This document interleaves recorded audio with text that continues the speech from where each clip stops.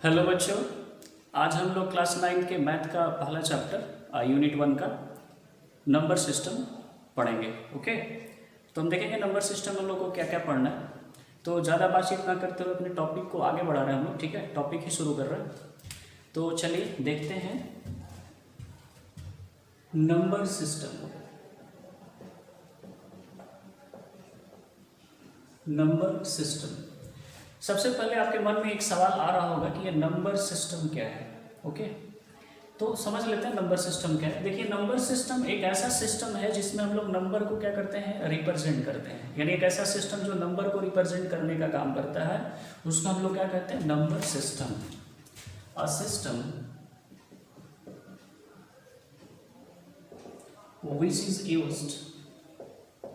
which is used to represent numbers. ठीक है, संख्याओं को रिप्रेजेंट करने के लिए जिस सिस्टम का हम लोग यूज करते हैं उसी को हम लोग कहते हैं नंबर सिस्टम। ऐसे तो मैथमेटिक्स में बहुत सारे सिस्टम होते हैं। जैसे अगर मैं नाम लूँ तो डेसिमल सिस्टम है, बाइनरी सिस्टम है, हेक्साडेसिमल सिस्टम है, ऑक्टाडेसिमल सिस्टम है। मैं एक बार लिख देना चाहूँगा इसको।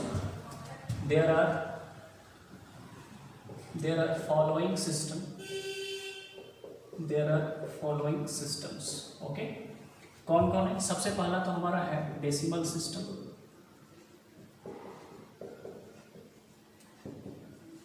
और एक सिस्टम की बात करें तो वो एक सिस्टम हो जाएगा आपका बाइनरी सिस्टम। एक और सिस्टम की बात करें तो सिस्टम हो जाएगा आपका हेक्साडेसिमल सिस्टम। एक और सिस्टम की बात करें तो हो जाएगा ऑक्टाडेसिमल सिस्टम। और भी सिस्टम होते हैं, ठीक है, लेकिन मेनली यही होते हैं, ऑक्टाडेसिमल सिस्टम। तो डेसिमल सिस्टम पहले समझ लेते हैं डेसिमल सिस्टम क्या होता है। देखिए, डेसिमल सिस्टम में हम लोग टोटल 10 डिजिट्स यूज करते हैं। कितने डिजिट्स यूज करते हैं? 10 डिजिट्स। अगर मैं 10 डिजिट्स की बात करूँ तो कौन कौन है वो? 0 1 2 3 4 5 6 7 8 एंड 9। ये सारे 10 डिजिट्स जिस सिस्टम में मिलेंगे वो सिस्टम हमारा क्या होगा? डेसिमल सिस्टम होगा। ओके, यानी इन डिजिट्स से जो सिस्टम बना होगा या वो सिस्टम जो इन डिजिट्स को रिप्रेजेंट करने का काम करता है उसी को हम लोग क्या कहते हैं? डेसिमल सिस्टम कहते हैं। बाइनरी सिस्टम क्या होगा? बाइनरी सिस्टम में 2 डिजिट्स होते हैं, 0 एंड 1।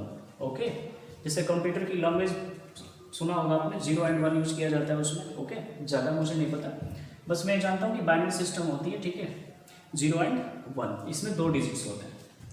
हेक्साडेसिमल सिस्टम की बात करूँ तो हेक्साडेसिमल सिस्टम में टोटल 16 डिजिट्स होते हैं। कितने डिजिट्स होते हैं? 16 डिजिट्स। कौन कौन होते हैं? 0 1 2 3, कहाँ तक? 9 तक तो होगा, यही होगा 10। और फिर होता है A B C D E and F। ये टोटल कितने डिजिट्स हो गए? 16 डिजिट्स हो गए।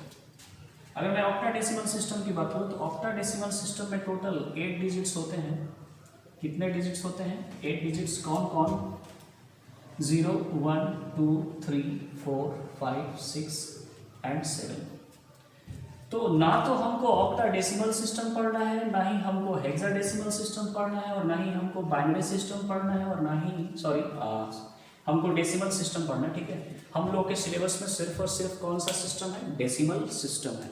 यानी एक ऐसा सिस्टम जो इन 10 डिजिट्स का यूज कर नंबर को रिप्रेजेंट किया जाता है, उसी सिस्टम को हम लोग क्या कहते हैं? Decimal system. ओके, तो सबसे पहले हम लोग इसमें समझेंगे नंबर्स के बारे में, कौन कौन से नंबर होते हैं, ठीक है, क्या उनका फंक्शन है। ओके, चलिए पहले वो समझ लेते हैं।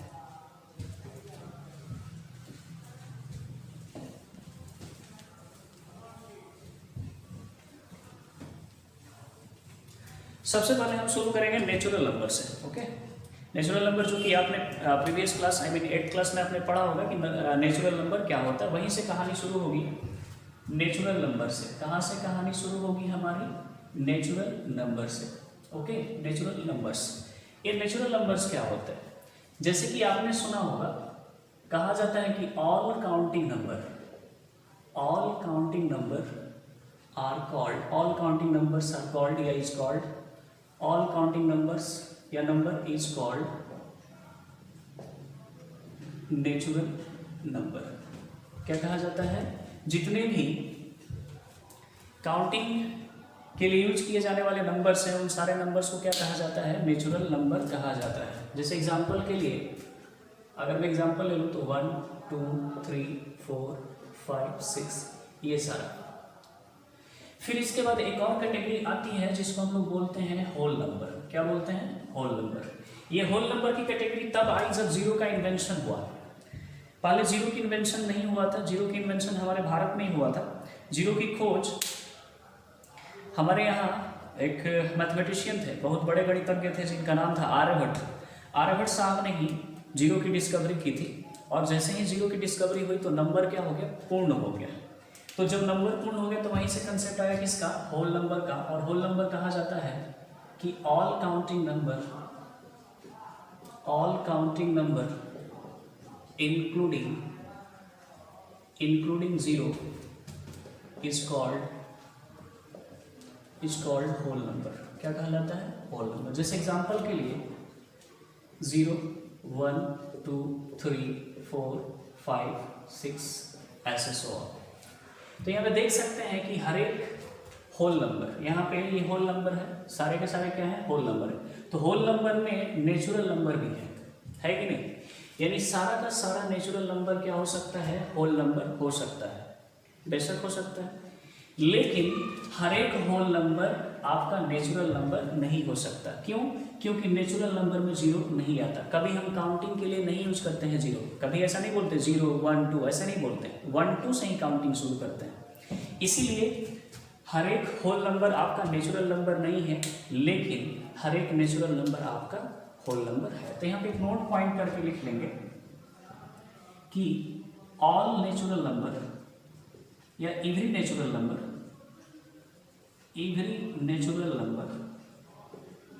is whole number, but every whole number is not natural number. हर एक प्राकृतिक संख्या, इसको हिंदी में प्राकृतिक संख्या बोलते हैं, नेचुरल नंबर। हर एक प्राकृतिक संख्या आपका होल नंबर है, लेकिन हर एक होल नंबर आपका नेचुरल नंबर नहीं है। क्यों? Because of zero. ओके, तो ये हो गया आपका नेचुरल नंबर, ये हो गया आपका होल नंबर। उसके बाद एक और कैटेगरी आती है जिसको हम लोग बोलते हैं इंटीजर्स। क्या बोलते हैं? इंटीजर्स। ओके, तो पहले इंटीजर्स समझ लेते हैं। इंटीजर्स क्या होते हैं? देखिए, इंटीजर में 3 कैटेगरी होती है। एक को हम बोल देते हैं पॉजिटिव इंटीजर्स। क्या बोल देते हैं? Positive integers. एक हो गया हमारा 0 और एक हो गया हमारा नेगेटिव इंटीजर्स। ओके, एक हो गया हमारा नेगेटिव इंटीजर्स। पॉजिटिव इंटीजर्स की बात करें तो पॉजिटिव इंटीजर्स को ही हम लोग कहते हैं नेचुरल नंबर। क्या कहते हैं? Natural number. और अगर इस 0 को इसमें हम इंक्लूड कर दे तो ये जो हो जाता है वो क्या हो जाता है? आपका होल नंबर हो जाता है। क्या हो जाता है? Whole number. और मैं इस नेगेटिव इंटीजर की बात करूं तो नेगेटिव इंटीजर क्या होता है? इसको हम लोग कहते हैं नेगेटिव ऑफ नेचुरल नंबर। क्या कहते हैं? Negative of natural number. Okay, अगर आपसे कोई पूछे कि इंटीजर्स क्या होते हैं तो इंटीजर में क्या बताइएगा कि natural number, 0 and negative of natural number के कलेक्शन को ही क्या कहा जाता है? इंटीजर्स कहा जाता है। या फिर ऐसे कर सकते हैं कि whole number together with negative of natural numbers is called what? Integers. तो ये हो गई बात, ये बात किसकी हो गई? इंटीजर्स की बात हो गई। ओके, ये इंटीजर्स जो है रिप्रेजेंटेड बाय जेड। किससे रिप्रेजेंट किए जाते हैं? जेड से भी रिप्रेजेंट किया जाता है या फिर आई से भी रिप्रेजेंट किया जाता है। ये जो आई है वो इसी से लिया गया है। ओके, इंटीजर्स आई से ही शुरू होता है इसीलिए आई। और ये जो जेड है कभी कभी समटाइम जेड से भी रिप्रेजेंट किया जाता है। और ये जो जेड है, ये Z came from the letter Z is taken from a German word, वो जर्मन वर्ड क्या है? शालेन। जर्मन वर्ड क्या है आपका? शालेन। ओके, याद रखेंगे। ये जो जेड है, ये जेड लेटर वो कहाँ से लिए गए? एक जर्मन वर्ड है जिसका नाम है शालन, और इसका जो लिटरल मीनिंग होता है वो होता है टू काउंट। इसका लिटरल मीनिंग क्या होता है? To count. ओके, तो इंटीजर्स को हम लोग जेड से भी रिप्रेजेंट करते हैं और किससे रिप्रेजेंट करते हैं? आई से भी रिप्रेजेंट करते हैं। और ये इंटीजर्स होते क्या है? इंटीजर्स क्या है? कलेक्शन है किसका? पॉजिटिव इंटीजर का, आई मीन बोले तो natural number, zero and negative of natural number का। ओके, तो आप इंटीजर को डिफाइन कर लेंगे। अब इसमें कुछ बात आपको समझने लायक है, ठीक है, मैं आगे लेके चल रहा हूँ। यहाँ पे भी हम नोट करके कुछ लिख लेंगे। यहाँ पे जैसे मैं इंटीजर्स का सेट बनाऊँ, अगर मैं इंटीजर्स का सेट बनाऊँ तो इंटीजर्स में क्या आएगा? देखिए, जैसे मैं जीरो ले लिया, 1 2 3 4 ऐसे कहानी आगे बढ़ेगी, फिर -1 -2 -3 ऐसे कहानी इधर बढ़ेगी। अब यहाँ पे देख सकते हैं आप कि हर एक नेचुरल नंबर आपका इंटीजर है। इवन कि हर एक होल नंबर भी आपका क्या है? इंटीजर है। लेकिन हर एक इंटीजर आपका होल नंबर नहीं है, क्योंकि होल नंबर में ये नेगेटिव नंबर्स नहीं आते। साथ ही साथ हर एक नेचुरल नंबर भी, हर एक इंटीजर भी आपका नेचुरल नंबर नहीं है, क्योंकि हर एक इंटीजर नेचुरल नंबर इसलिए नहीं है क्योंकि इंटीजर्स में आपका नेगेटिव नंबर्स भी आते हैं और इवन क्या आता है? जीरो भी आता है। इसीलिए हर एक इंटीजर आपका नेचुरल नंबर नहीं है। तो यहाँ पे आप नोट करके लिख लेंगे, यहाँ पे आप नोट करके लिख लेंगे कि every natural number is an integer,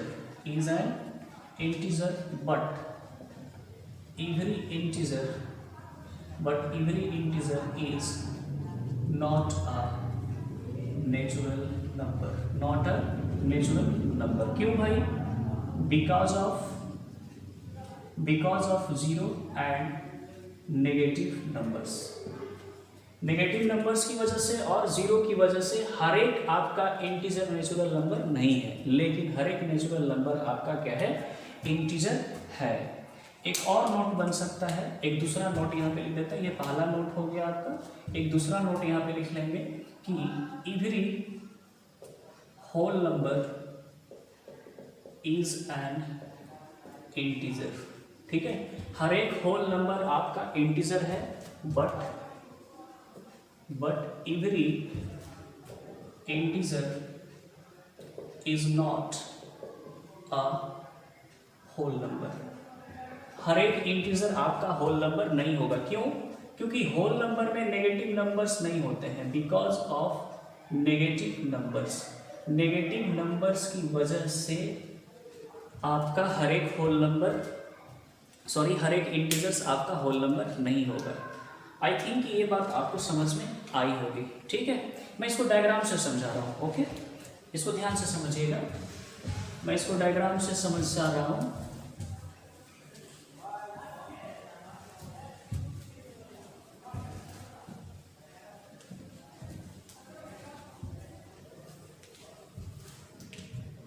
जैसे कि मान लीजिए कि ये हमारा पूरा इंटीजर है, ये पूरा क्या है? इंटीजर है। इसके अंदर क्या है? आपका होल नंबर है। क्या है? होल नंबर है। और इसके अंदर क्या है? आपका नेचुरल नंबर। ये आपका क्या है? Natural number. ये आपका क्या है? Whole number. और ये क्या है? आपका इंटीजर है। तो यहाँ पे देख सकते हैं आप कि हर एक नेचुरल नंबर आपका इंटीजर है नहीं, लेकिन हर एक इंटीजर जो है आपका नेचुरल नंबर नहीं है। ठीक उसी तरह आपका जो भी ये होल नंबर है, हर एक होल नंबर आपका क्या है? इंटीजर है, लेकिन हर एक इंटीजर आपका होल नंबर नहीं है। इवन ये भी देख सकते हैं आप कि हर एक नेचुरल नंबर आपका क्या है? होल नंबर है, लेकिन हर एक होल नंबर आपका नेचुरल नंबर नहीं है। ओके, आई थिंक ये बात आपको समझ में आई होगी। ठीक है, चलिए अब हम लोग अपने टॉपिक को आगे लेके बढ़ रहे हैं। ठीक है, आज हम लोग पढ़ेंगे रेशनल नंबर के बारे में। ओके, हम अपने टॉपिक को आगे बढ़ा रहे हैं। टॉपिक है आज का हम लोगों का रेशनल नंबर। तो चलिए हम लोग शुरू करते हैं रेशनल नंबर। ओके, तो रेशनल नंबर जैसे कि आपने प्रीवियस क्लास में डेफिनेशन तो पढ़ा ही होगा, रेशनल नंबर किसको कहते हैं। वहीं से हम लोग शुरू कर रहे हैं। रैशनल नंबर कहा जाता है कि a number which is found in the form of p by Q. p by Q कहने का मतलब न्यूमरेटर अपॉन डिनोमिनेटर के फॉर्म में पाया जाता हो, या फिर और can be expressible in the form of p by Q. कोई ऐसा नंबर या तो वो p बाई क्यू के फॉर्म में पाया जाता हो, या फिर उसको p बाई क्यू के फॉर्म में अपन क्या कर सकते हैं, कन्वर्ट कर सकते हैं, या एक्सप्रेसिबल हो, तो वैसे नंबर को हम लोग क्या कहते हैं, रैशनल नंबर कहते हैं। ओके, इसके लिए कुछ कंडीशन है, ठीक है। कंडीशन जान लेते हैं, कंडीशन क्या है। ओके, तो कंडीशन में क्या होता है, सबसे पहला जो कंडीशन है वो है कि आपका ये जो p और q होना चाहिए बिलोंग्स टू क्या होना चाहिए, i, या फिर इसको क्या बोल सकते हैं आप, z। ये p और q दोनों के दोनों क्या होने चाहिए, इंटीजर्स होने चाहिए। ओके, साथ ही साथ दूसरी बात ये कि ये जो आपका q है, यानी जो डिनोमिनेटर में है वो कभी जीरो नहीं होना चाहिए। ये डिनोमिनेटर में जीरो इसलिए नहीं होना चाहिए, एक छोटी सी बात है, आप समझ लीजिए कि अगर कोई समथिंग है, समथिंग मतलब जीरो ना हो, ओके, और मैं इसको जीरो से डिवाइड करूं, तो ये मैथमेटिक्स में एक चीज देता है इन्फिनिटी। इन्फिनिटी मतलब एक बहुत बड़ी चीज, पता नहीं कितनी बड़ी चीज, इसलिए इसको कहा जाता है अपरिभाषित भी कहा जाता है, ठीक है, अपरिभाषित भी कहा जाता है, या फिर इसको आप इन्फिनिटी भी समझ सकते हैं। यानी एक ऐसी बड़ी संख्या जिसकी कोई सीमा ही नहीं, पता नहीं कितनी बड़ी संख्या है। ओके, इसीलिए हम लोग डिनोमिनेटर में जीरो कभी नहीं लेते हैं। ये बात तो क्लियर होगी आपको। ओके, तीसरी जो कंडीशन है, ये जो मैं कंडीशन लिख रहा हूँ वो सिर्फ और सिर्फ स्टैंडर्ड फॉर्म के लिए लिख रहा हूँ। ओके, तीसरी जो कंडीशन है वो है आपका p एंड q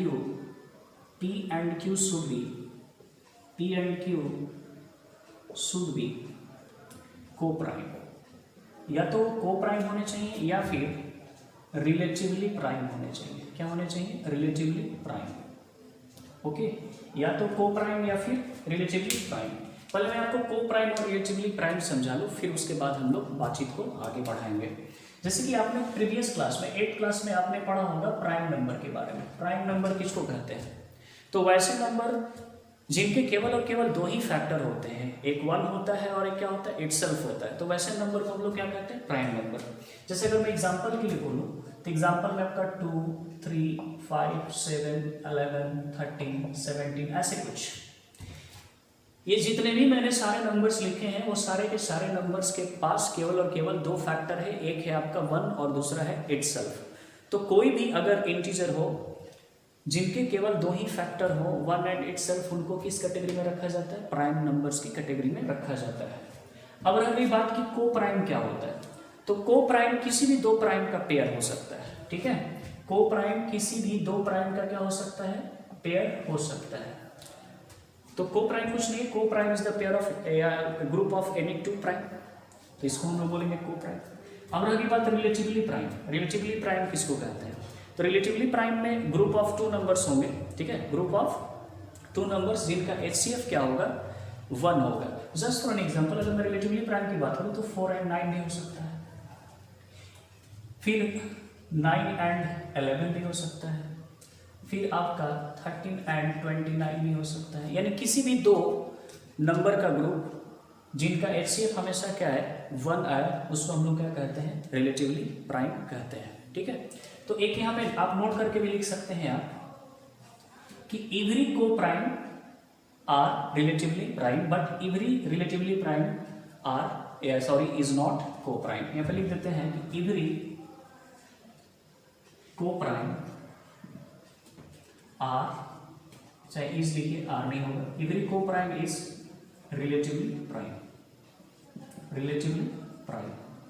मैं ऐसा इसलिए बोल रहा हूं क्योंकि देखिए को प्राइम के लिए कंडीशन क्या है कि दोनों क्या होने चाहिए, प्राइम होने चाहिए, ठीक है। लेकिन रिलेटिवली प्राइम के लिए क्या कंडीशन होना चाहिए, उनका HCF क्या होना चाहिए, 1 होना चाहिए। तो को प्राइम जब मैंने ले लिया, तो को प्राइम लिया तो दोनों के दोनों क्या होंगे, प्राइम होंगे। तो जब दोनों के दोनों प्राइम होंगे तो उनका HCF हमेशा क्या होगा, कॉमन फैक्टर क्या मिलेगा आपको, 1 ही मिलेगा, यानी HCF उनका क्या होगा, 1। यानी हर एक को प्राइम आपका क्या हो जाएगा, रिलेटिवली प्राइम हो जाएगा। लेकिन हर एक रिलेटिवली प्राइम आपका को प्राइम इसलिए नहीं होगा क्योंकि जो मैं रिलेटिवली प्राइम ले रहा हूं उसमें तो कोई किसी भी दो नंबर का ग्रुप हो सकता है। तो जब किसी भी दो नंबर का ग्रुप हो सकता है तो उसमें आपका कंपोजिट नंबर भी आ सकता है, लेकिन यहाँ पे को प्राइम होने के लिए दोनों को क्या होना पड़ेगा, प्राइम होना पड़ेगा, जो कि रिलेटिवली प्राइम है, हमने ऐसा नहीं बोला। इसीलिए हर एक रिलेटिवली प्राइम को प्राइम नहीं होगा, लेकिन हर एक को प्राइम क्या होगा, आपका रिलेटिवली प्राइम होगा। ये मैंने इसलिए बताया क्योंकि हम लोग आगे पढ़ेंगे रिप्रेजेंटेशन ऑफ रैशनल नंबर और नंबर लाइन, तो उसमें ये आपको काफ़ी मदद करेगा। ओके, तो बातचीत को आगे बढ़ाते हैं। जैसे मान लीजिए कि मैं कोई एक नंबर लिख रहा हूँ, जैसे मैं लिख रहा हूँ 4/5 और लिख रहा हूँ मैं यहाँ पे 2/4 लिखा। अब आपको ये चेक करके बताना है कि रेशनल नंबर है कि नहीं है। तो देखिए यहाँ पे 4 इंटीजर है, 5 भी इंटीजर है, साथ ही साथ 5 आपका 0 नहीं है, तो ये कंडीशन तो फुलफिल हुई, ये भी कंडीशन फुलफिल हुई। अब ये कंडीशन ये है कि P and Q should be को प्राइम या फिर रिलेटिवली प्राइम होने चाहिए। तो रिलेटिवली प्राइम की अगर मैं बात करूँ तो 4 एंड 5 क्या है, रिलेटिवली प्राइम है, इनके पास HCF क्या है, 1 है, इसीलिए ये आपका रेशनल है। अब यहाँ पे अगर बात करूँ तो 2 भी इंटीजर, 4 भी integer, 4 not is equal to 0, okay. लेकिन 2 और 4 ना तो रिलेटिवली प्राइम है और ना ही क्या है, को प्राइम है, तो ये रेशनल नंबर तो है, ठीक है, रेशनल है, लेकिन ये क्या है, इक्विवेलेंट रेशनल नंबर है। क्या है, इक्विवेलेंट रेशनल नंबर है, ओके। और किसका इक्विवेलेंट है, तो 1/2 का इक्विवेलेंट है, क्योंकि यहाँ पे कॉमन फैक्टर क्या है, 2 है दोनों के पास, तो हमने 2 क्या कर लिया, निकाल लिया, तो क्या बचा 1/2। तो ये रहा आपका स्टैंडर्ड फॉर्म, क्या रहा, स्टैंडर्ड फॉर्म 1/2, और ये जो रहा आपका इक्विवेलेंट रेशनल है। तो आप स्टैंडर्ड फॉर्म से मान लीजिए इक्विवेलेंट रेशनल लाना चाहते हैं, तो आपको क्या करना होगा, सिंपल, न्यूमरेटर एंड डिनोमिनेटर में सेम नंबर से आप मल्टीप्लाई कर लेंगे या सेम नंबर से क्या कर देंगे, डिवाइड कर देंगे, तो आपको क्या मिल जाएगा, इक्विवेलेंट रेशनल मिल जाएगा, जैसे कि आपने 8th क्लास में पढ़ा होगा, ओके। तो ये हो गया आपका इक्विवेलेंट रेशनल, रैशनल हो गया। अब एक बात आती है कि कभी कभी पूछा जाएगा आपसे कि बताइए 2 यानी कोई इंटीजर आपका रैशनल है कि नहीं। तो देखिए डेफिनेशन में हमने लिखा है कि a number which is found in the form of p/q या can be expressible in the form of p/q। अब यहाँ पे देखिए जरा 2, तो 2 तो p/q के फॉर्म में तो नहीं है, तो क्या ये रैशनल नहीं है, रैशनल है, इसलिए है क्योंकि हम इसको क्या कर सकते हैं, एक्सप्रेस कर सकते हैं p/q के फॉर्म में। तो p/q के फॉर्म में कैसे, देखिए 2 नीचे में एज अ डिनोमिनेटर क्या ले सकते हैं, 1 ले सकते हैं। अब यहाँ पे देखिए 2 भी क्या है, इंटीजर, 1 भी क्या है, इंटीजर, और ये 1 0 नहीं है, यानी ये 2 कंडीशन तो फुलफिल हो ही रही है। साथ ही साथ 2 एंड 1 क्या है, रिलेटिवली प्राइम है, यानी ये वाली भी कंडीशन क्या हो रही है, फुलफिल हो रही है, इसीलिए हम इसको क्या कहते हैं, ये क्या होगा आपका, 2 भी क्या होगा आपका, रैशनल होगा, ओके। कभी कभी एक और सवाल पूछ लिया जाता है 0 के बारे में, ये 0 क्या है, तो 0 तो इंटीजर है, ये कंफर्म है, ओके। क्या ये रैशनल है कि नहीं, तो रैशनल तब होगा जब इसको हम लोग p/q के फॉर्म में लिख सकते हैं। तो बेशक 0 को भी अपन p/q के फॉर्म में लिख सकते हैं, न्यूमरेटर अपन डिनोमिनेटर कर सकते हैं, तो इसके नीचे हम लोग क्या रख सकते हैं, 1 रख सकते हैं। तो देखिए 0 भी इंटीजर, 1 भी इंटीजर, और ये 1 आपका 0 के बराबर नहीं है, इसीलिए ये भी आपका क्या है, रैशनल है। ये मैंने स्टैंडर्ड फॉर्म के लिए सिर्फ बताया है, ओके। तो 0 भी आपका क्या है, रैशनल है, ओके। आई थिंक ये रैशनल की बात आपको समझ में आई होगी। देखिए इस रैशनल नंबर को अपन लोग किससे रिप्रेजेंट करते हैं, it is denoted by q, it is denoted by q, q से रिप्रेजेंट करते हैं इसको। q ये जो वर्ड है वो कोसेंट से आया है, किससे आया है, ये q जो वर्ड है वो कहां से आया है, कोसेंट से आया है, ठीक है, ओके। ये जो q वर्ड है वो कहां से आया है, कोसेंट वर्ड से आया है, और ये जो रैशनल वर्ड है वो रैशनल वर्ड जो आया है वो रेशियो से आया है, किससे आया है, रेशियो से, क्योंकि इसमें 2 इंटीजर का क्या होता है, रेशियो ही तो होता है। तो याद रहे ये रैशनल नंबर किससे आया है, रेशियो से आया है, और इसको किससे डिनोट किया जाता है, q से डिनोट किया जाता है, और इस q का मतलब कहाँ से q लिया गया, कोसेंट से क्या लिया गया है, q लिया गया है। आई होप कि इतनी सी छोटी सी बात आपको समझ में आई होगी। अब हम बातचीत को क्या कर रहे हैं, आगे लेके चल रहे हैं, okay.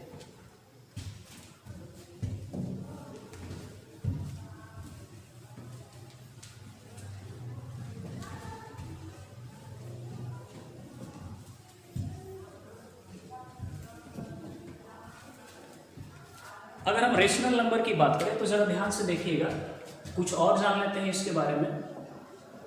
Rational number. Rational number को हम दो कैटेगरी में बांट देते हैं। एक वो कैटेगरी जो किस फॉर्म में होंगे, केवल और केवल इंटीजर्स के फॉर्म में होंगे। किस फॉर्म में होंगे? इंटीजर्स के फॉर्म में होंगे। और हर एक इंटीजर्स को अपन p/q के फॉर्म में लिख सकते हैं, तो बेशक वो हर एक इंटीजर क्या होगा? रैशनल होगा।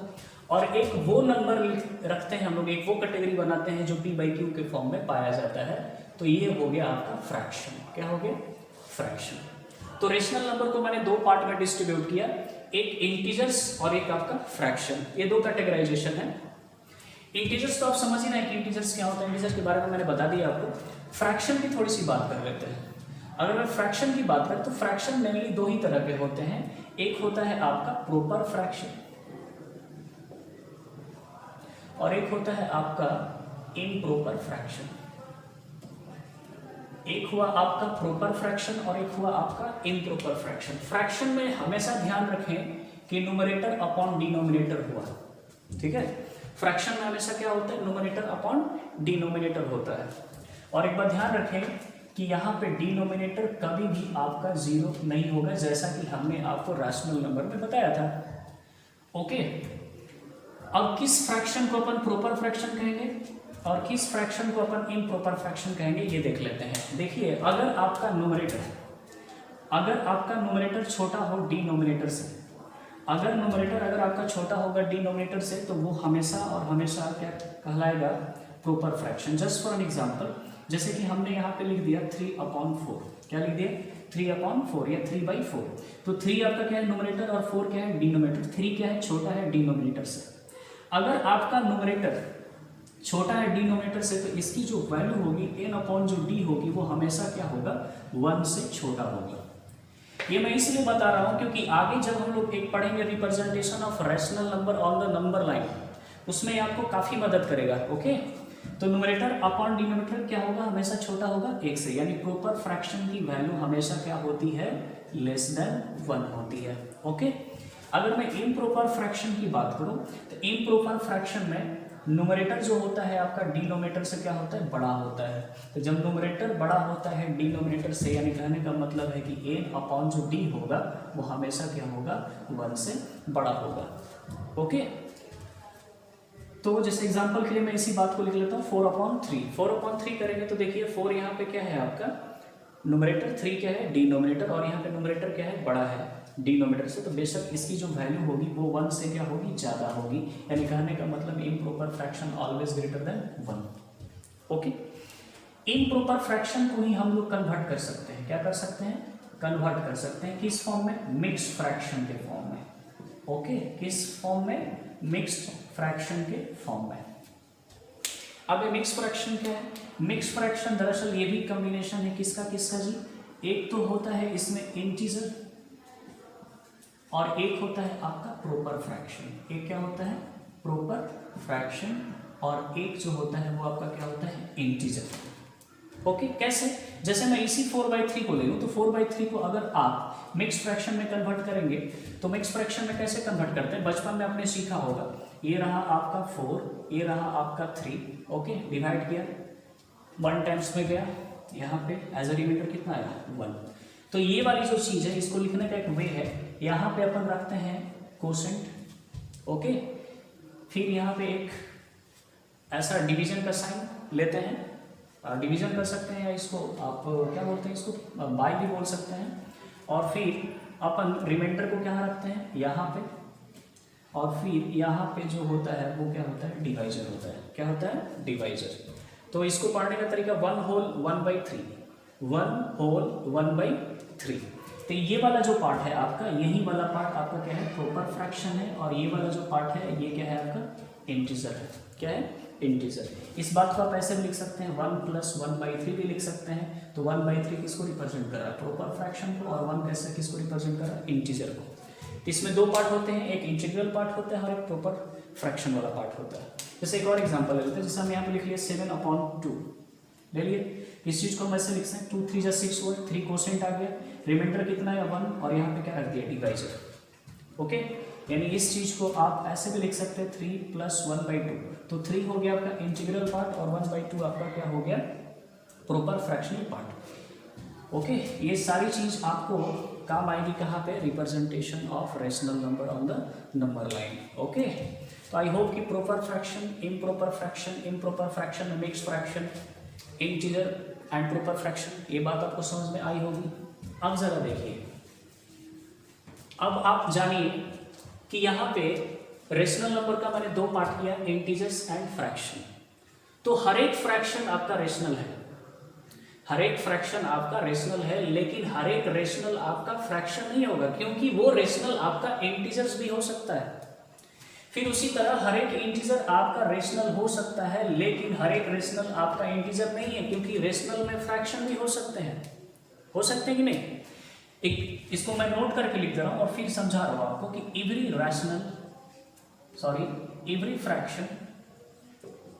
Fraction is a rational, but every